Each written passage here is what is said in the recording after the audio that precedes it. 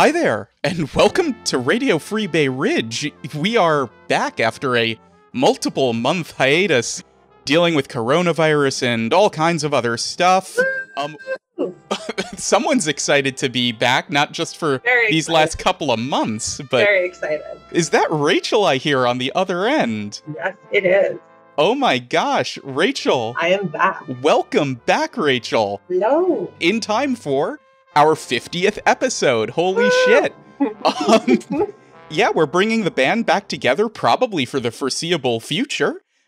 And we have something really important that we wanted to do for our 50th episode. First off, I just got to apologize for the couple of month delay. Coronavirus definitely hit everyone pretty hard. Me especially had some personal things and tragedies that having to deal with, but we are actually back and able to talk about something that we had planned for a couple of months ago. Yeah. Which is... Holy shit, the census. You think after holy shit you'd hear coronavirus No. or Trump, but no, census. Census is right now. Census is happening. Well, and it's crazy because I think we started recording this episode right as things were starting to get going. And I know we had a conversation about like, well, if this gets worse. Hint, it got worse. It's going to be kind of a blast from the past to hear, like, especially our interview with Justin. That was back when you were able to go into people's offices and stuff. Well, but it was still weird. It was still weird because people were starting to kind of back off in-person meetings. And the New York City pause didn't happen yet. The before. We were still assuming that the census was going to be on its standard schedule, and it is not. That census schedule has been changed and delayed and pushed back repeatedly, especially because door knockers. Do you really want someone coming and knocking on your door? And nobody wants anybody knocking on their door right now. That's going to start happening on August 11th, apparently. That's the official, as of this recording right now. As of the 30th of June. Like, let's be clear, like, the original restaurant indoor dining was a week from today. That's not happening anymore. This is one of those episodes where you should also be going to our website, to our show notes, where we will actually have much more up-to-date stuff, because things are changing day by day. From the Census Department, August 11th, people are going to go out and door knock. And that is kind of the first big deadline for everyone to start doing their online. Hopefully, approximately 60% of Bay Ridge has already done their online census responses. Or else I did all of my math very wrong, because good job, Bay Ridge. Like, you are at about 60% response rate. Bay Ridge, you are almost above average when we look at the entire country. Not quite, but almost. But compared to Brooklyn, 10% above. Brooklyn as a whole is at 50. New York City, 58%. New York State, 57%. So when compared to just New Yorkers, Bay Ridge is above average. Although there are some qualifiers. Number one, the eastern part of Bay Ridge is actually below average. Below the Brooklyn average even, which is very low at 50. And Brooklyn, I think, is currently the lowest out of all the boroughs in New York City. And that's worrying. You know, Dan, it just occurred to me, we should probably back up half a second and like tell people what the census is, because we're assuming an awful lot diving right into these numbers. So just to be very, very clear, because we want new listeners and new arrivals who may not be as plugged in as our longtime listeners to understand. The census is a count of every person who lives in the United States, takes place every 10 years, and the census results determine trillions of dollars in federal funding. It determines district lines of who's representing you at the local, state, and federal level.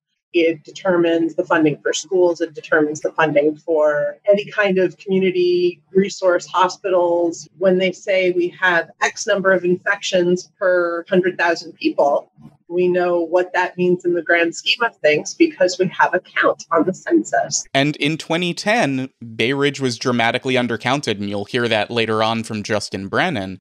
And that had serious knock-on effects. And it's not just, hospitals, it's also grant funding for nonprofits and things like that, social services, a lot of stuff. And sadly, the hard-to-count areas are precisely the areas that need that the most. And in some ways, that's not really Bay Ridge. Other spots in Brooklyn honestly need that way more than we do, so let's acknowledge neighborhood privilege here a little bit. But Eastern Bay Ridge, those areas are still doing below even Brooklyn's rather atrocious 50% response rate. And that's after at least 4 or 5 months of the census being out. we plateaued around April. So if you're one of those people who's been waiting around, do it now, absolutely. And pause the podcast, go do your census, my2020census.gov. We're just going to assume for the rest of the show that you've done it, because the rest of the stuff we're going to talk about is how to talk about it with other people. And that's really important because, especially after Trump did all of that damage trying to make people think that there is going to be a citizenship question on this thing, it's dramatically important that all of our listeners, who are, I'm sure, amazing progressives and activists, or trying to get tabs on us. Yeah, and all of you Republicans that are just like secretly hate listening, this matters to you too. It absolutely does. And you'll hear later on in the show from local activists who have been trying to get the word out, and we're going to talk with them about some of the strategies that they have been using as well. So I'd say one of the first things, if we want to dig a little deeper into how the census really has affected Bay Ridge, we got to go to Justin. Always got to go to Justin. And we went to Justin. We physically went to Justin and sat in his office. And this was back in early March? This is from forever ago. Many moons. So do not freak out about the apparent lack of social distancing on this one. Our second one with activists happened a little bit later, and you'll definitely hear the audio quality of a recorded Zoom call. But yeah, because Justin's been on the front lines of actually dealing with the New York City budget, which they are voting on today. As we record this, they are voting on. Oh my gosh. Oh, that's going to be a whole other thing. Lucky them. I'm going to have analysis to do after this recording's over. Anyway, let's go over to Justin. Hi, Justin. How are you? Hey, how are you? Good. It's been a while. Long time no talk. Yeah. So I wanted today to talk to you a little bit about the census. The census? What's that? Why don't you tell us what the census is?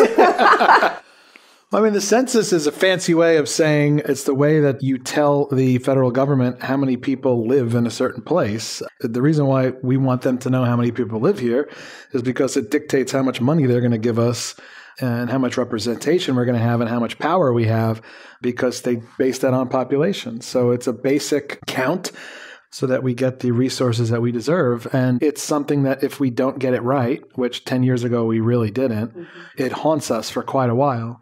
And it haunts us in ways that you'll forget about. And you'll say, oh, I'm still getting screwed because we messed up the last census. So this is an important time, but it's a crazy time in our country because it's a time when people might have understandable anxiety and fear over telling the government anything, certainly with this administration. But it's incumbent on local leaders and local groups to make sure people know that this is actually a way to put power back in the hands of the people. It's not giving over power to the government. It's about letting the government know how many people are out there. The federal government has really been withdrawing from this process under the Trump administration, which leaves the states and cities with a lot of room to make up. Sure. And I know there's been a lot of work in New York, and specifically from the city council. Can you talk a little bit about what's been happening? There are bills that I'm working on a city level that really, admittedly, would be much better suited to be done on a national level, whether it's stuff around like data privacy. But because there's so much inaction in DC, and not to mention the priorities of progress are certainly not the priorities of this president, it now becomes up to the city and the state and municipalities and states around the country to take power into their own hands, because we can't wait for the federal government to do the right thing because they've shown us that they won't.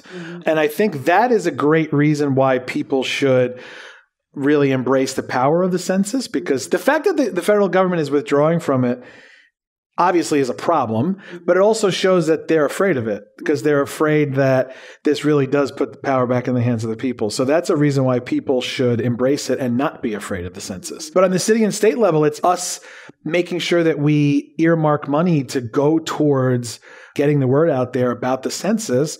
And a huge part of it is making sure that the folks who go out there to actually collect the information are of the community and are folks that when they knock on your door, they speak the language, literally and figuratively. You know, they know that most people call Bay Ridge Parkway 75th Street. You need people that know that stuff.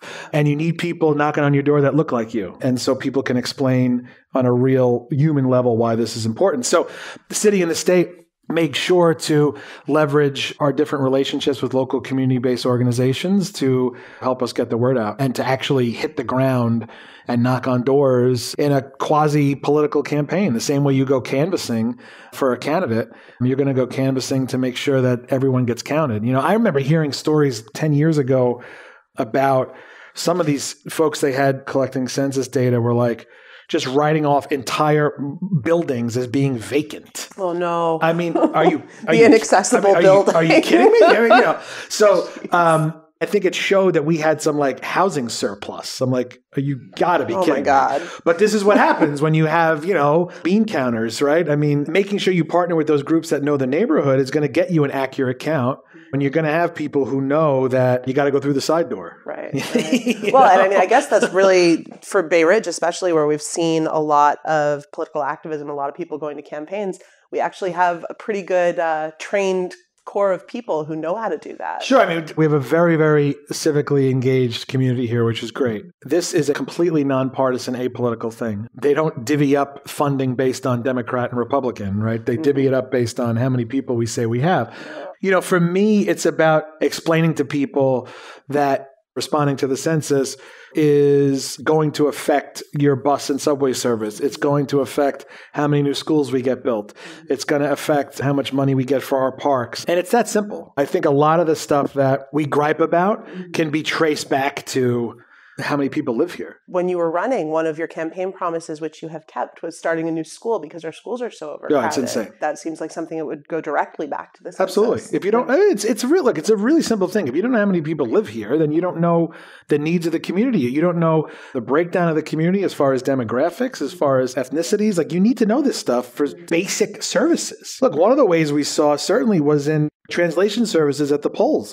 I mean, 10 years ago, not only were they writing off entire apartment buildings as being vacant, they also completely had their heads in the ground as far as the massive Arabic-speaking population that we have here. When we first started sort of doing battle with the administration over the lack of translators at the polls, we didn't understand where the resistance was coming from. It was like, guys, that Bay Ridge has a massive Arabic-speaking population. Like, everybody knows this, right? Or at least we thought they did. So we're like, where is the disconnect? Why are you guys saying that we don't need Arabic speakers at the polls?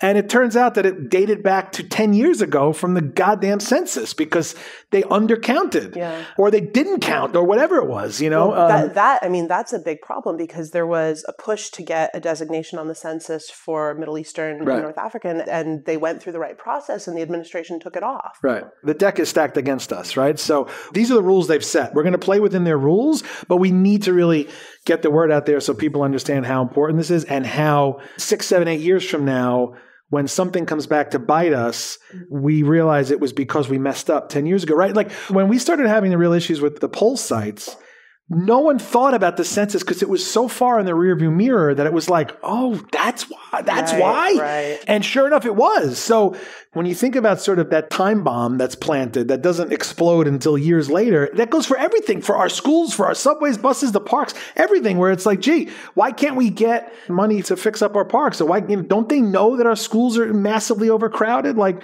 well, no, if we don't tell them that they're overcrowded, they don't know. So it's a lot of stuff, right? It's making sure people are not afraid, and it's making people understand why this is so damn important. But it's a crazy time for you to be telling people to stand up and be counted, right? But if you make it into a really positive thing and you make it like, look, this is about being proud of where you're from and filling it out and saying, this is where I'm from. I live here now and I demand X, Y, and Z and I deserve the proper representation, and that's how you get it done. So that's what we're hoping that a lot of the community groups will help us with and sort of vouch for this being an important part of civic life, So one of the things that the census can really affect is healthcare funding. And particularly right now, we're recording this probably in like week 2 of the U.S. starting to take coronavirus seriously. Yes. And hopefully by the time everyone's listening to this, we will be far past it.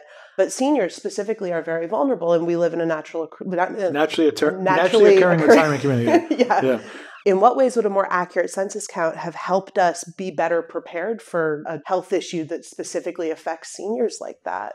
It's a good question. I think it all goes back to if a virus is out there that they say, okay, the senior population is especially vulnerable to this. You and I can sort of anecdotally jump up and down and say, we have a lot of seniors out here.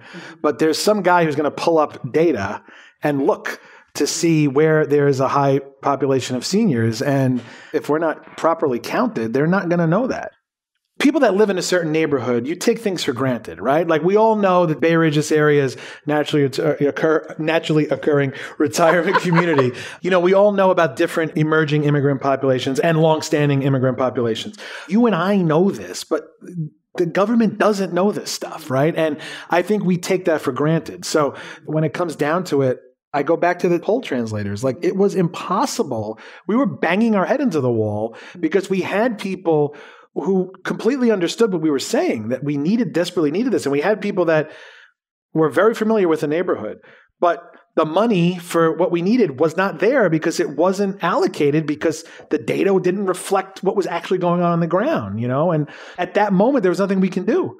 We were really held hostage by that. One more thing. I think a lot of people, when they think about the census and representation, think about Congress and think about they're saying like, oh, New York could lose some seats. But that data underlies city council districts, state districts, everything. All of that as well. Absolutely. So it's not just about your representation in Washington, but if Bay Ridge is undercounted, what happens with our city level? Absolutely. Well, you're going to see redistricting happen now where you're going to have, different lines being drawn and, different neighborhoods. If there's a neighborhood that's grown by leaps and bounds, it might get put into a different district so it gets more attention, that kind of thing.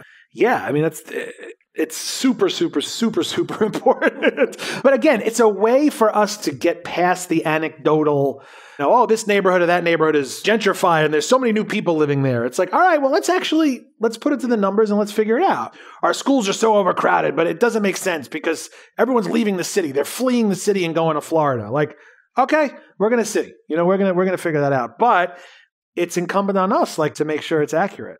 But yeah, the thing that makes it so important to me is just realizing that it's got to stick for a decade. The world is going to be just a markedly different place 10 years from now. So we got to get it right. We'd really want to thank Justin for sitting down and talking with us. We now know why it's important locally, but we really don't know how. So we gathered together a couple of people to really talk about what we can do as activists to kind of push this forward. Because I'm sure, if you're an activist in your head, hey, flyering. I'll do a pop-up event. You can't do a pop-up event. There's a plague. You can't do that now. All of the traditional strategies are gone. It's much more personal this time around, I'd have to say. This is about talking with friends, family members, neighbors. So we're going to talk with Andrea, who's representing Fight Back Bay Ridge, and our other co-host, Mary, who is representing the Arab American Association of New York. Thank you. Hello. So, Andrea, what have you been working on and for who with the census for 2020? So I was working with a local group, Fight Back Bay Ridge, basically just raising awareness about the census. Our goal was, obviously we're not doing this now, but our goal was also to do some pop-up events throughout the neighborhood to reach people who may not otherwise feel comfortable filling out the census. We were working on an event, especially somewhere in North Bay Ridge, to reach out to the Arab community. But some things that we did get done was we got some flyers distributed throughout the neighborhood in local businesses. And what we're doing right now is really encouraging people to share information about the census on social media. If there's anybody who you also feel comfortable sharing census information with, friends, family. I personally posted about it in my work Slack account, just letting people know that they can come to me if they've got any questions about it. But this is really important, sharing the link. It's actually really great now that the census is online for the first time ever because it makes it a lot easier for people to fill out while they are at home. So it is really unfortunate that we can't do in-person events, pop-up events, especially for people who might not have good internet access or who don't feel comfortable filling out the census without, say, an interpreter or somebody to help them. But this is the world that we live in now. So it's super important right now for people to use their social media accounts to spread information about the census in whatever way they can. And we're just going to go forward from there. Andrea, what did people say in your work Slack when you ask them if they'd filled out their census? That is a good question. So everybody was, either people didn't respond or people responded and said, "Good job, Andrea, you're doing your civic duty." I've had nothing but positive responses from people who I have reminded about the census. It's a good thing for everyone to do, no matter what political beliefs you may have. It's still important for you and your family to get counted. Agreed. Especially because I know that a lot of different groups were also banking on, say, block parties this summer. All of the summer strolls, there was supposed to be a lot of outreach that happened around that. Specifically, there were supposed to be some new block parties that were happening this year that were focused around Ramadan. And Mary, you've been on the podcast before. You are one of our co-hosts. You also work at the Arab American Association of New York. So what have they been working on, and how has the virus so far impacted that, and what have they done to course correct? Yeah, the Arab American Association has a census team of organizers working on the census, doing tons of informational sessions and outreach events. Of course, at AAANY, we're very concerned about the census because there are certain groups of people that are considered difficult to count populations. And one of those groups is immigrants, and another of those groups is children. And for whatever reason, people don't count their children on the census, even though they're human beings that live at that address. And so, counting immigrant children, forget about it. Well, don't forget about it. Respond to the census and remember to count the kids.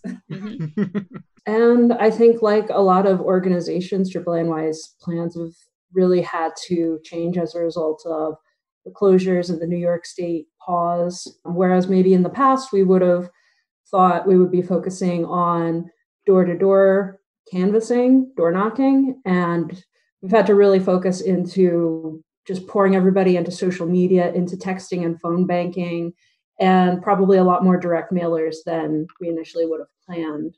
There's a huge need for volunteers, both for phone banking, calling people, reminding them about the census, and also text banking and texting people. AAANY, our office on Fifth Avenue is closed, but all of the departments are still working from home. So, for example, I work in the adult education department, and we're running online ESL classes and citizenship classes. As Andrea mentioned, internet access is a huge issue. So most of our classes are focusing on things that can be done on a smartphone. I would have been doing census-based English lessons anyways. Now I'm just doing that with a fun, did you fill out your census virtual background on Zoom? Honestly, the virtual background thing is just something that occurred to me earlier this week. And I called up my coworker and I was like, we can do this, right? We can just make a graphic, throw a logo on there, put the my 2020 census.gov website on it, and I'm good to go. I love it. Go to the show notes for the episode. You'll probably see a couple of Zoom backgrounds you could download. So if you're doing just nothing but remote work Zoom sessions or whatever it is, throw the backgrounds up there. Why not? And also, because internet access, like you guys just mentioned, is a problem, remind everyone also that they can just call the census department with your regular old phone and fill out the census that way as well. So make sure you get that to people who might not be very adept at using online tools. I mean, I think if you sit and think about it for 10 seconds, you'll think of a dozen ways the census affects you. My program, the adult education program, is funded by several grants from the state and the city, but money that's available is allotted to different neighborhoods, based on the census counts from 10 years ago. Yeah, so if you're interested in learning more about Fight Back Bay Ridge and what we're doing, I suggest following Fight Back Bay Ridge on Twitter. That's at FightBackBR, FightBackBur. The Arab American Association is training volunteers for phone banking and texting. That's exactly the kind of activity that you can do from home if you're self-isolating and practicing your social distancing. So the best way to get connected there would be to contact our census captain, Ashley Gibson. You can email her at Ashley, that's ASHLEY, at ArabAmericanNY.org. You can email her directly, or you can use our sign up link, which I'm sure I can give to Dan, and you can find a place for that in the show notes. Yeah, absolutely. And what does the volunteering, would you say, look like? We would send you a list of potential respondents to contact, either by calling them on your own phone or by texting. If you are shy about using your own number, there's ways to anonymize your number or use a Google Voice number, and just finding out if people have already answered the census. Do they need help answering the census? Do they need translation? Referring them to AAA-NY for translation, or to a hotline to get some language access so they can go ahead and fill out their census. Thank you both for coming on the show so quickly and just giving your feedback on what your census outreach has been so far. Sure thing. Thank you. So, Rachel, one of the things that I kind of get from what other local activists are really working on is that this really has turned into a digital push. Take advantage of the fact that for the first time ever, the census is available online. Well, and thank goodness it was. I mean, when you look at the stages that they collect census data in, used to be that the first stage was sending a mailing to every single home in the United States. And you can imagine, I mean, the more people who initially responded online, the fewer number of envelopes they would have to send out. And the same way, the more people who respond early, either you can continue to do it online or you can respond with a paper copy, the fewer people they will have to send out. And that's the most expensive part of the data gathering, is you actually have to pay people $25 an hour, if they're still hiring, to go out and knock doors and talk to people. And that's something that typically would have already started. But it became very clear as New York was kind of in the height of our pandemic response, which is now we're seeing cases skyrocketing across the nation. So who knows if it will be pushed back even further. They pushed back that door knocking, and they're looking at possibly even getting results later than they normally would. Yeah, and I know we started off by saying, good job, Bay Ridge, and we started on a little bit of a positive note for us, but the budget for the census as a whole was cut dramatically on a federal level. And for the first time this year, you're seeing that New York City itself has a liaison department to focus on the census, which is the first time that's ever happened, believe it or not. If anybody's looking for up-to-the-minute information on that, you should be following Julie Menon on Twitter. She's the census person who has all of the info on the census. And that's really important. Even New York City had to step in and fix the federal government's attempts to mess with this census. Well, and not every state did. I mean, if you look, I believe Texas, for example, had not allocated local funding or state funding for the census. And when you look at the groups that are traditionally undercounted, it's rural populations, it's children, it's non-English speakers, all of which has a knock-on effect. You don't know schools, you don't know what kind of assistance you need in rural areas. And for non-English speakers, as we talked about with Justin, it can mean the difference between being able to have a ballot in your language. But even beyond that, 60% response rate is not what we even got from the last census. Because what we're talking about is the self-response rate. Self-response rates are much more accurate because it's done when people are doing it on their own, in their own time, and it implies that they genuinely trust the census. If you go door knock, the accuracy of that data does crater. So the US Census itself wants to always push for self-response rates being high. It does not really want to send door knockers out because there are people who forget, oh, do I have to count my kids? Should I just say me and my wife, but not my 3 kids? And yes, count your kids. Like, it's also that door knockers at this point are going to be going out months and months and months after when the census officially is supposed to be taking a snapshot of the country, which is supposed to be a snapshot of what the country looked like on April 1st. So door knockers are going to have a hard time convincing people like, no, if your grandfather was not here on April, but he's here now, you need to count him for where he was then.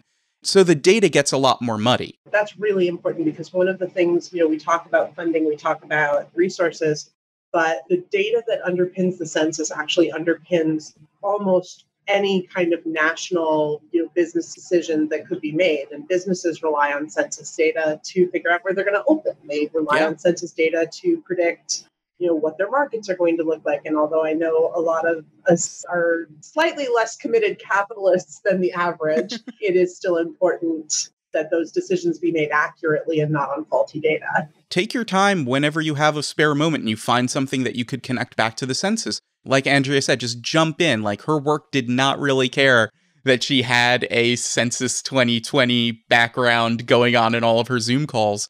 I'm sure if, you encounter that standard Facebook trope locally of people complaining why Whole Foods doesn't open in Bay Ridge or something, you can go and say, hey, if there was better census data for Bay Ridge, there would be more accurate demographics data for companies to decide whether they wanted to open a store here or not.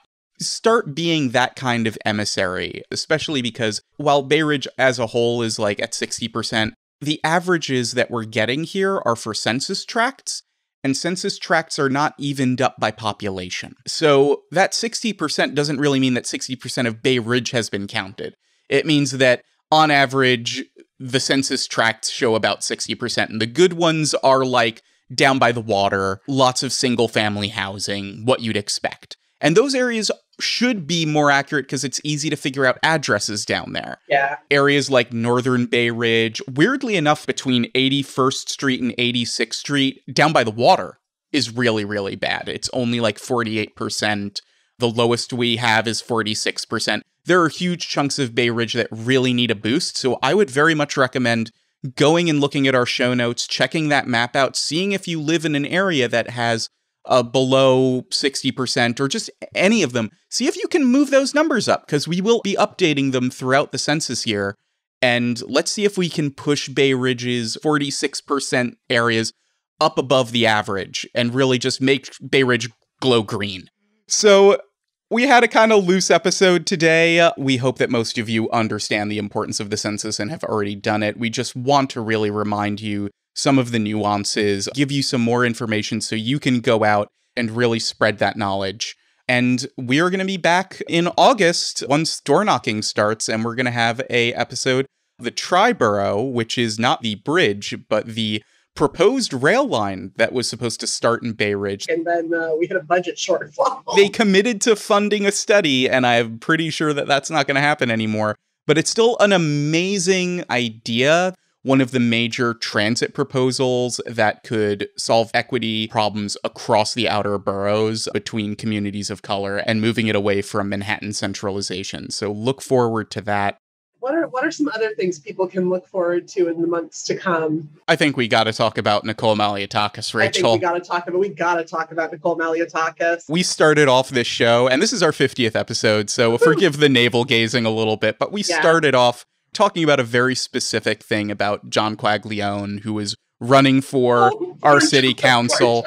John's been a super dude during the coronavirus. He's had his head on straight, as opposed to some other people from that election who are straight up bonkers. Bob Capano, I'm looking in your direction, doing like, what is it, the lupus drug medication thing and retweeting that Yeah, he was seriously retweeting that bullshit. But yeah, to be fair with Quaglione, we really just genuinely had a problem with how he was legislating those bills. As far as Nicole is concerned, it's hard to have a problem with somebody's legislation when there's barely any of it to go by. And honestly, I think that that's going to be an interesting thing to look at. Oh, are we going to do spoilers? Why not? Yeah, so basically, since she's been in, the one bill she's passed, it looks like almost every term, is called, on the official Assembly website, relates to extending the time period for the conveyance of lands for the establishment of the Gateway National Recreation Area. And this is the kind of thing that we really want to do for Nicole, is not just rehash crappy talking points of do nothing Nicole. I want to see what bills she's really passed and how does she legislate? Can she write a bill? Let's see if she would actually be anything more than someone who would stand on a soapbox if elected to Congress. Maybe she'll offer some Red Bull to low energy Donald Trump. And I mean, to be fair, we don't have 6 Democratic primary people to interview this time around. So that's 6 episodes we can focus on. Oh man, looking back, that was the trial by fire that really made this show. That was a lot of fun. Made me realize, hey, I got to get good at editing and audio quality and all this stuff. Back then, did you want to barf whenever you heard the podcast? Looking at his face on the Zoom screen, Dan definitely wanted to barf. I kind of want to provide some fun behind the scenes stuff just before we close out, which is the most embarrassed and scared I think I've ever been on this podcast. This was very early on, inviting people to my house, basically, where our studio is, to my upstairs side bedroom, and my house is kind of gross. The studio's now kind of nice, but even back then, the studio wasn't very good looking. Kind of like your garage band, but in a tiny, tiny bedroom. Oh, yeah, it was just weird. And inviting all of these congressional hopefuls in was very frightening to me, but the most frightening of all was Max Rose. The interview went okay. We don't align on everything. We do align on some things. Wasn't it like during one of the debates, Malliotakis implied that he was a socialist because he didn't wear a tie? Didn't imply. I was working on Max's campaign at that point, and we had an intern sitting behind her, and the intern afterwards says, she leaned over to whoever she was sitting next to and said, he's not wearing a tie. That's how you know he's a socialist. And I gotta say, anybody who thinks Max Rose is a socialist needs to hang out with more socialists. But the scariest part was when I took the audio off of our mixing board and went to look at it and had deleted the entire interview accidentally. My jaw just hit the floor. I'm like, did I just do that? I had clicked the delete button accidentally while trying to transfer it. And it was such a rookie mistake. Normally you have 2 SD cards in, or you're triple recording somehow. I just deleted the whole damn thing.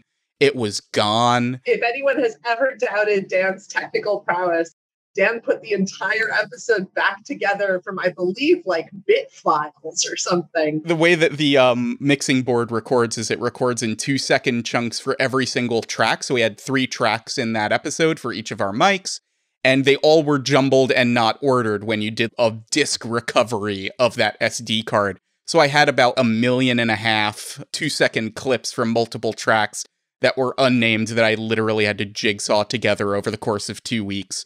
Because I just did not want to have to invite Max Rose back to my house again. Oh. Max is okay. We differ, but then again, especially as we're going into 2020, you can disagree with your electeds on things. It's fine. But you also shouldn't be, going way out into conspiracy paranoia land and saying that just because they disagree with you on one thing doesn't mean that they're evil. So those are some things you can look forward to now that me and Rachel are back together. We are co-hosts yet again, and the podcast continues on into our 50th episode and beyond.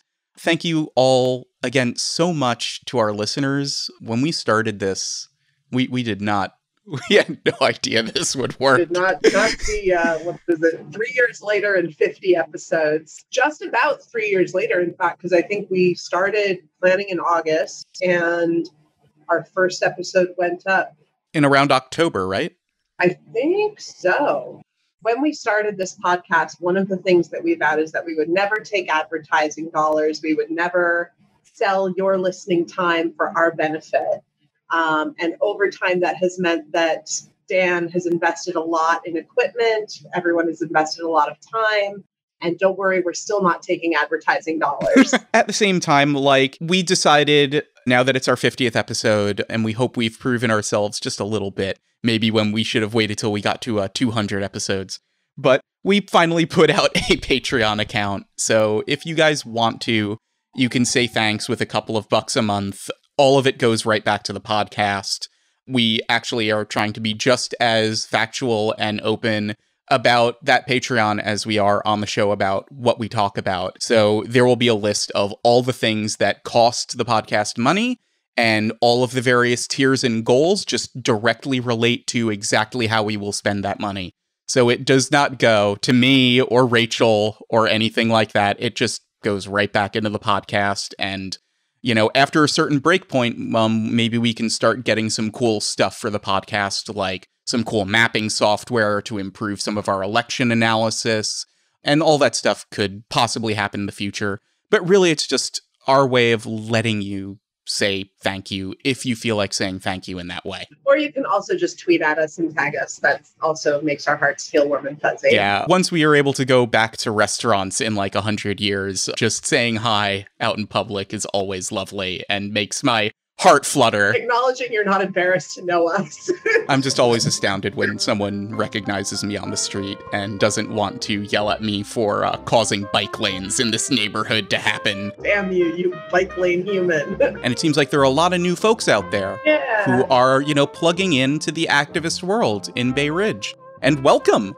Follow us on Twitter at Radio Free BR, on Facebook at Radio Free Bay Ridge. Definitely check out our website at radiofreebayridge.org. That has a lot of analysis and other cool stuff, as well as a community archive. In fact, for the census, we have an amazing live recording from last year of all of our elected officials and the city agencies all coming to Bay Ridge, to the Ann North Social Center, to talk about how they want to structure outreach for the census. And there's a lot of detail that we kind of briefly touched on in this episode that is really explicitly laid out directly from the horse's mouth in that recording. So that's our community archive, which has recordings of a bunch of other stuff. So look forward to that. And until next time, stay free, Bay Ridge.